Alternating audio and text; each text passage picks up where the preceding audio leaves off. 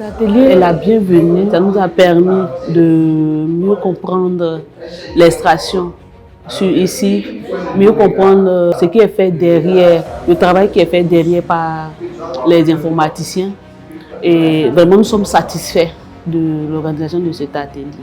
Cette activité nous a permis d'avoir désormais une autonomie en ce qui concerne la prise en main de ici, notamment pour le traitement, l'extraction des données ici.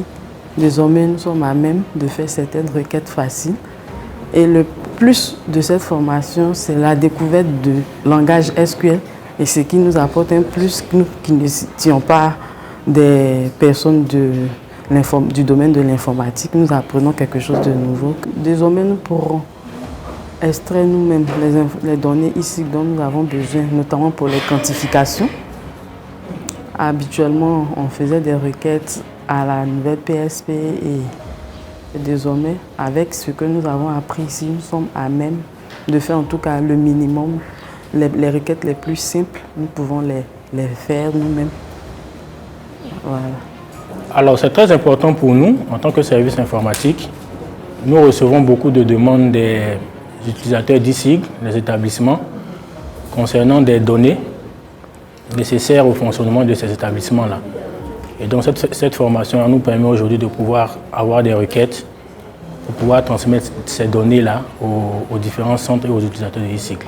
Ce que nous avons appris au cours de ces quelques jours d'atelier va nous permettre, n'est-ce pas, d'avoir la main sur l'extraction de la base de données de e-cycle, de pouvoir générer nous-mêmes les informations que nous pouvons obtenir à travers e-cycle pour nous aider dans les exercices d'utilisation des données de logistique.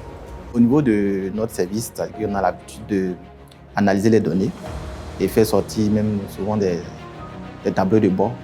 Et avec l'outil, on avait l'habitude auparavant de demander l'aide de l'appui, c'est-à-dire notre formateur d'aujourd'hui qui nous aidait au niveau de l'extraction. Parce que ce n'était pas évident avec simplement l'outil e-cycle. Et avec l'outil qu'on vient d'apprendre qui est Metabase, nous-mêmes, on a la possibilité de pouvoir extraire les données facilement sans toutefois impacter l'outil ici qui était vraiment donné à tout le monde. Voilà.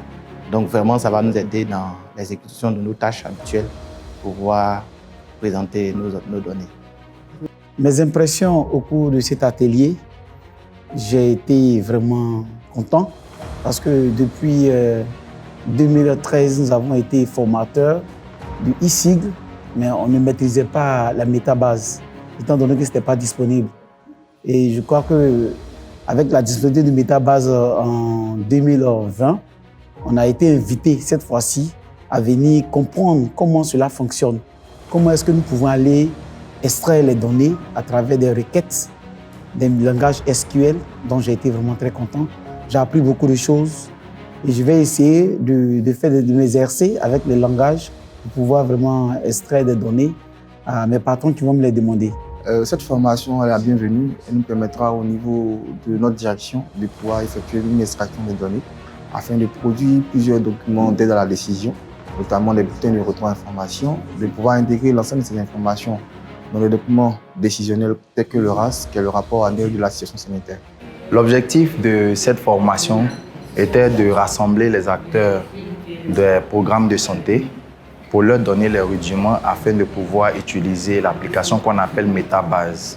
En effet, c'est une application qui est connectée à notre base de données e-cycle et qui va leur permettre de pouvoir eux-mêmes faire les extractions de données. Dans le passé, ils étaient toujours obligés de nous envoyer des requêtes et souvent, ils n'avaient pas cela à temps. Aujourd'hui, nous avons voulu leur donner les rudiments pour qu'ils soient autonomes, afin qu'on puisse pérenniser cette action d'extraction des données pour la prise de décision, pour l'amélioration de la prise de décision. Voilà, donc on a reçu 3 différents programmes. Le Programme national de lutte contre la tuberculose, le PNLT, le Programme national de lutte contre le VIH-Sida, le PNLS, et puis le Programme national de santé mère-enfant, le PNSME. Et ça a été une grande joie de voir que pour des profils divers, ils ont pu assimiler en 9 jours tout ce qu'on a pu bien leur apprendre, c'est-à-dire le langage SQL et puis la plateforme Metabase. Nous les rassurons, nous sommes avec eux, nous allons les accompagner pour qu'ils puissent vraiment être autonomes d'ici la fin de l'année. Nous restons toujours dans la vision de notre directrice, Dr Boni Assi Marie-Paul, qui est la directrice du projet LHSPLA. Et nous avons eu une vidéoconférence où elle a partagé ses attentes. Et ses attentes sont que ces programmes-là puissent être autonomes. Et on a commencé cela depuis 2020 avec la CNCAM et la DAP. L'année passée, on a fait le programme national de lutte contre le paludisme, le PNLP. Et elle a voulu que cela puisse se continuer avec ces 3 programmes qui restaient afin de vraiment être dans cette optique de pérennisation des acquis par les directions et les programmes nationaux de santé.